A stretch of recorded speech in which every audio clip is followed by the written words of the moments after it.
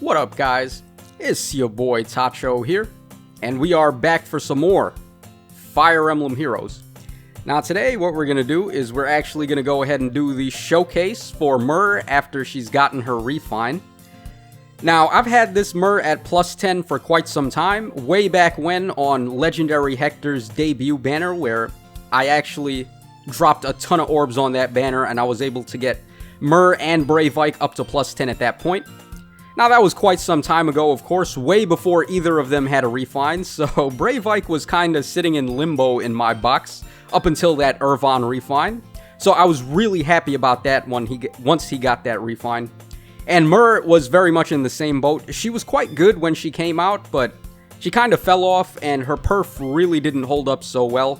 But now that she's gotten this refine, I am so excited to start using her again. It's a very decent refine. It gives her plus 5 to all stats if she is above 25% HP and within 2 spaces of an ally. And it also neutralizes the foe's chances of doing a guaranteed follow-up from any of the skills or weapon effects they may have. So for example, Bramimon with his Void Tome wouldn't be able to double attack this Myrrh, or a unit that has Bold Fighter, and so on and so forth. So a pretty nice refine for her on defense, and it allows her to just tank a lot of units and get the double attack since I'm running quick repost on her. So Myrrh is a fantastic bait unit. Also, she's a flying unit, which is quite rare for some of these high defensive bait units. There's not too many that can do the same thing as Myrrh here. So the fact that she's a stat ball and then she can have plus 5 to all stats from her weapon is going to make Myrrh a really cool option to bait on certain maps in Aether Raids. So that's where we're going to be showing her off today. And of course I will be supporting her with units like Legendary Eliwood, so we can gain some crazy stat bonuses. We're just going to turn Myrrh into a gigantic stat ball in today's showcase. So let's head over to Aether Raids and get started with the show. Alright, so I'm going to be showing off Myrrh in light seasons, so I'm going to have to actually switch seasons for this showcase. Now, my team is going to consist of Mila, Air, the male Corrin, Myrrh, of course, and Legendary Eliwood. So it's basically just a team built to support Myrrh and just turn her stats into a gigantic stat ball. Legendary Eliwood giving her bonus doubler is very solid, and we can double any of her potential blue buffs that she may be getting. And I have the S-rank summoner support and ally support on her with Corrin M. So Yato's drive buffs are going to be very nice for Myrrh too. And Mila and Air I chose for my legendary heroes instead of Peony because they grant plus 5 to defense and res, and we can just stack Myrrh's defenses even higher.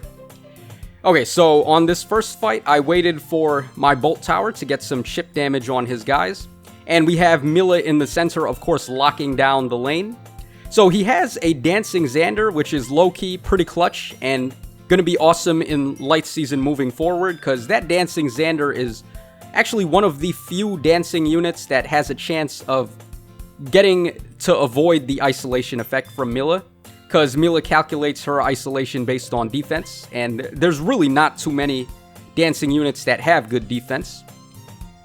But, I mean, your boy has a plus 10 Mila, so it's going to be real hard for people to avoid getting hit by isolation when they're going to be fighting against me.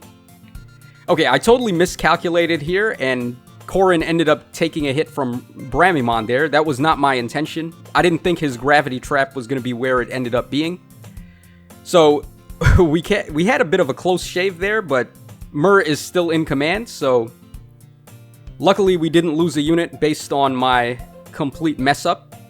And because this guy is running double Fortress Defense 3 on his Xander, he's suffering -6 attack. So, without any debuffs, Corrin M is actually going to be able to face tank that Xander, and the same goes for Eliwood, even though Xander does have that dagger that does effective damage on cavalry. So, we're free to just wait out this turn, and we'll be able to break both of the Aether Pots. And we can go in for the finish with Myrrh, so pretty cool first fight, even though I did mess up a little bit.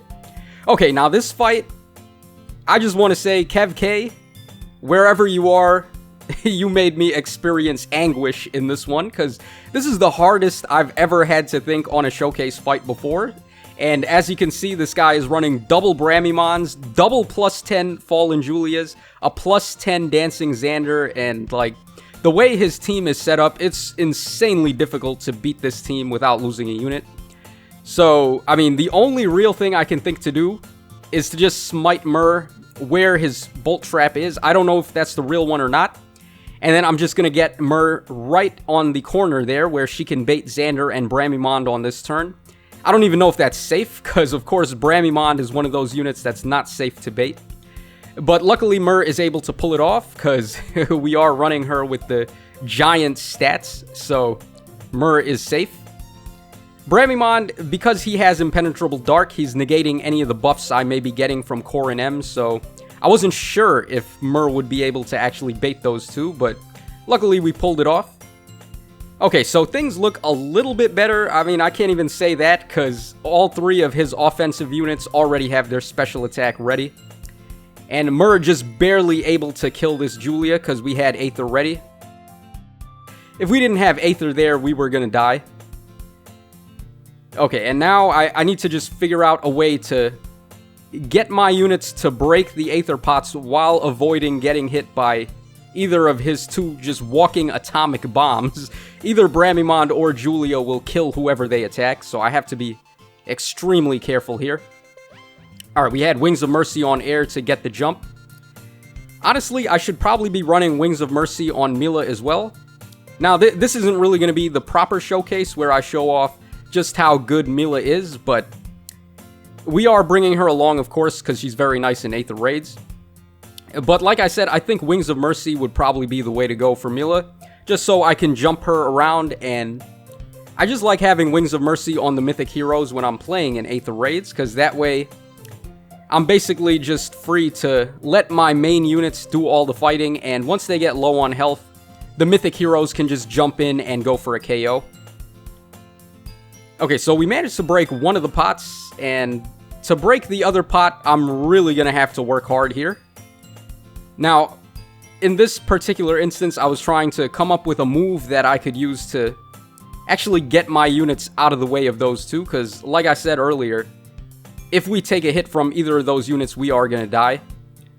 And I had to come up with some serious mental gymnastics to figure this out, but I do actually play a lot better on showcases than I play in live streams and so on and so forth, because I do want to make the units I'm showcasing look as good as I can. So it's very much also a showcase of my own skill at the game as well as how good the units are. So I do try hard a little bit when I'm doing showcases, so that's how I was able to just dip into the pocket and pull the pocket aces for that move. Okay, now Julia is still a complete threat because she has all that attack reduction on the foes that are attacking her, and she has Light and Dark, so even if we try to attack Julia, we're going to need like 3 different guys to attack her to finish her off. Now, Bramimond isn't as big of a deal because he doesn't have close counter or anything like that, so we're free to double him and finish him with Legendary Eliwood. But for Julia over here, that's not going to be the case, and in order for us to finish this Julia, I have to do even more movement shenanigans, so we're just going to go for the reposition on Corrin, and then I can smite him downwards with Mila, and then we'll be able to attack that Julia. But it did, of course, take me a couple of seconds to come up with that move, so forgive me for this fight in particular being a little bit slower than normal. I had to do way more thinking than usual to win this one. But there we go, we actually managed to pull it off, so Kev K, you rascal you. I was able to beat your really mean defense team there. Okay, so back to reality. We're fighting like pedestrians at this point after going through that fight. Okay, so this guy, he's got another Infantry Pulse setup with Thrasir, Ophelia, and Lilina. Pretty common offensive mages that you tend to see in Aether Raids. He's also got Bride Fiorm, Racin, and a Corner Duma just so he can get some defensive lift loss when he has the Darkness or the Anima Blessings. Alright, I'm just going to give it a turn so we can get the Bolt Tower to activate, and then we're going to throw Myrrh right in his face and have her just tank all of his guys pretty much.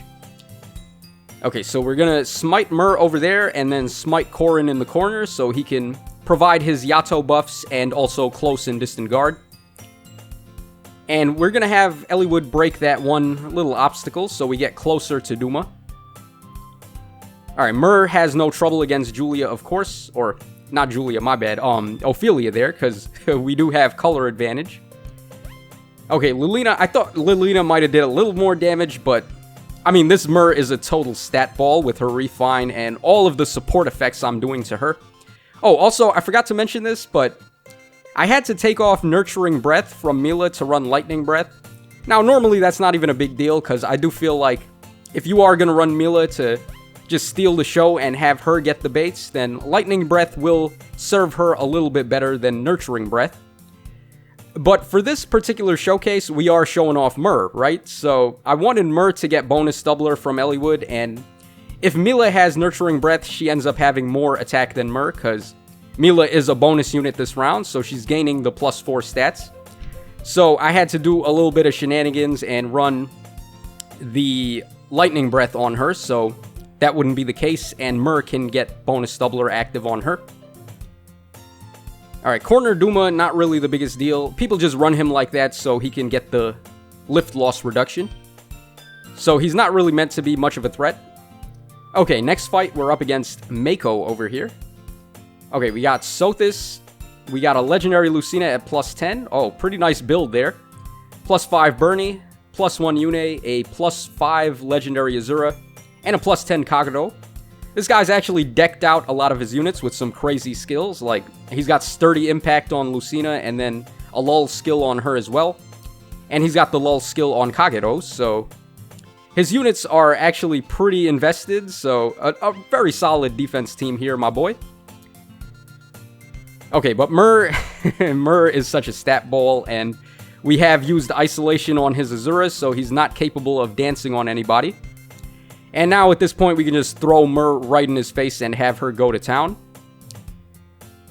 Okay, so I'm going to try... Well, I was going to try to attack his Kagero there, but that's where his Gravity Trap was. So things didn't work out too well there, but... I mean, still, Myrrh right in his face, there's no way he's going to be able to get through her.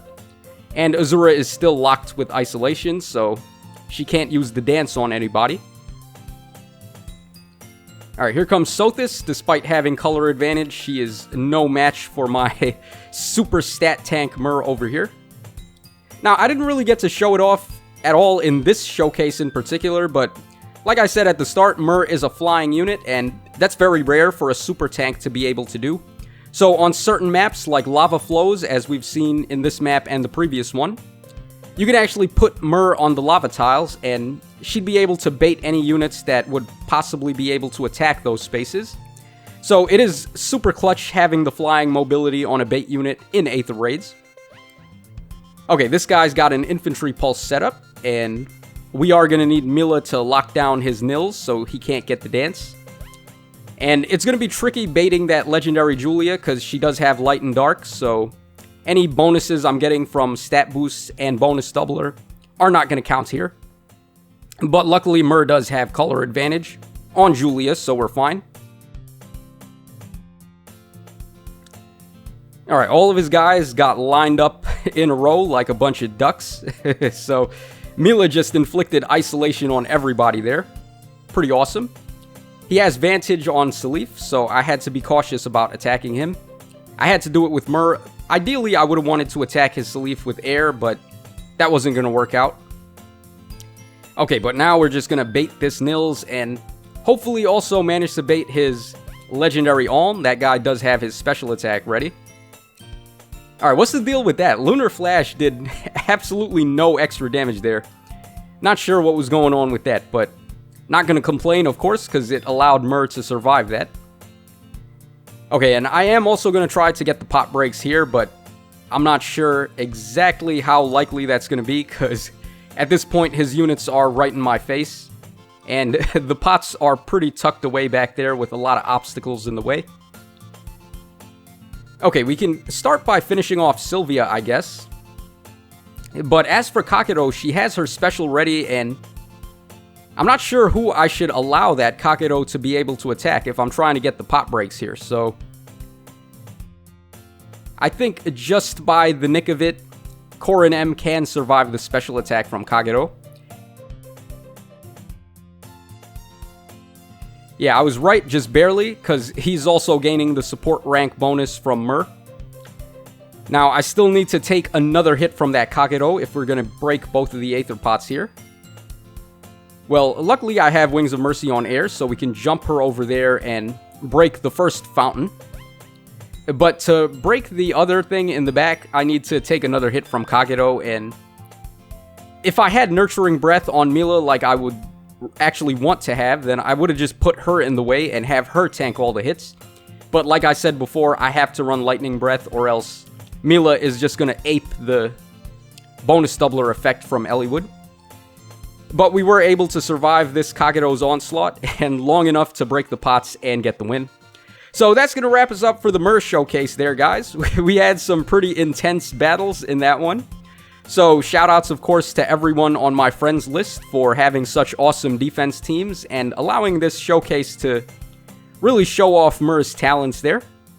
So as always, this is your boy Tacho signing out. Hope you guys enjoyed the showcase for Myrrh, and I'll catch you guys again on the flip side.